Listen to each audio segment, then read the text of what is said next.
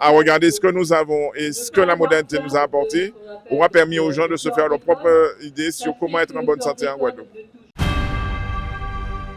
Je suis Anaïs Roussa, je suis chargée de coopération CTG. Et en fait, le projet c'est 20 000 à Pointe-K, c'est un dispositif de soutien à la parentalité. Et l'idée, c'est que chaque mois, on allait dans un quartier de la ville avec un village thématique pour pouvoir vraiment réunir les familles et les partenaires, que ce soit institutionnels, associatifs, privés, en un seul lieu. Et aujourd'hui, on est sur le thème de la rentrée scolaire. Et là, du coup, l'idée, c'était d'avoir le village, mais entre le village, il y avait des tables rondes. Et là, on est sur la conférence « Comment les aînés préparaient la rentrée scolaire en temps longtemps ». Donc là, on est sur le thème de la santé, donc sur le thème des purges, des vermifuges, des remèdes rasiers, et c'est ce que Raymond Otto, une nutritionniste, est en train de voir aujourd'hui. Nous sommes là aujourd'hui pour aider donc les familles de Pointe-à-Pitre et d'ailleurs à mieux connaître en fait les pratiques pour tout ce qui est la rentrée scolaire. Notamment, moi, je suis là pour le débat concernant donc les différentes utilisations, les différentes traditions au niveau de la préparation de l'enfant avec les remèdes pays, avec les bains de préparation, avec les purges.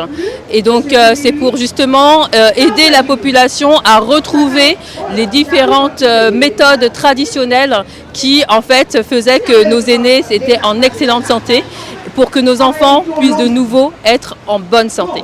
On s'est rendu compte hier en discutant, beaucoup de gens avaient oublié qu'avant, on entrait mi-octobre et que c'est lorsqu'on est rentré dans les associations de parents d'élèves et autres qu'ils ont demandé à ce qu'on soit aligné sur la France. Donc, on a commencé le 1er septembre.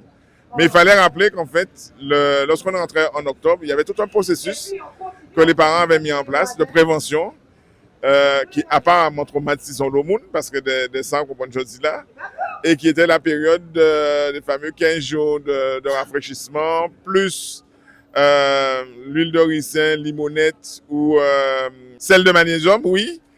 Et la deuxième partie, c'était deuxième temps de rafraîchissement, plus l'huile de foie de morue pour pouvoir protéger l'organisme des enfants, puisque la période d'octobre à décembre, c'est une période froide chez nous, et donc forcément, c'est la période des maladies. Et donc, on disait ce matin que peut-être que nos aïeux n'avaient pas la signification scientifique des choses, mais en tout cas, ça a protégé beaucoup de générations. Et je disais, à la question de l'animateur de l'animateur chimie, qui me disait comment ça a disparu, j'ai dit, mais simplement par nous-mêmes, parce qu'il y a des gens qui ont décidé de faire confiance à la médecine au lieu de faire confiance à la tradition.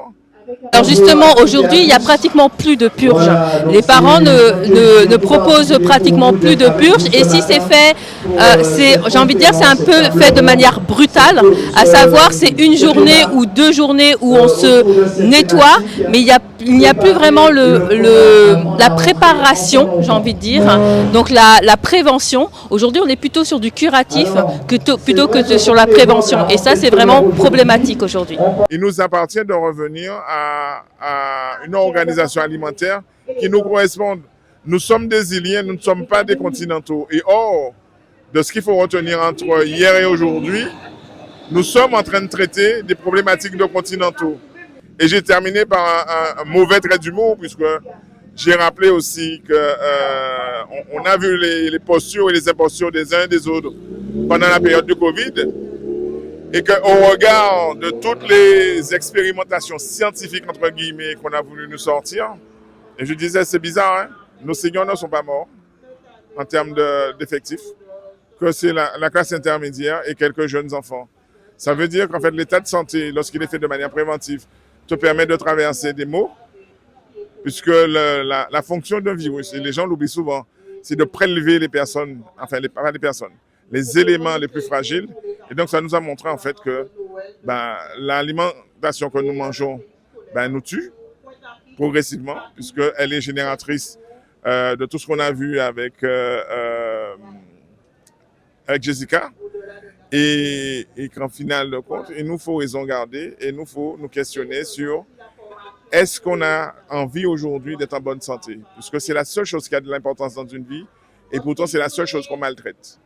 Et j'ai terminé mon propos à faire un clin d'œil au docteur Suzy Zozio qui est parti au mois de mars et avec qui j'ai partagé 2 décennies de prévention. Et je disais, ce travail-là n'a pas été perdu, puisque c'est ce que me posait la question, comme question M. Jimmy Jean-Louis. Je lui ai dit non. Pour moi, au bout de 20 ans, je pense effectivement qu'on n'a pas perdu notre temps, puisque progressivement, ce travail de démocratisation du savoir, à regarder ce que nous avons et ce que la modernité nous a apporté, aura permis aux gens de se faire leur propre idée sur comment être en bonne santé en Guadeloupe.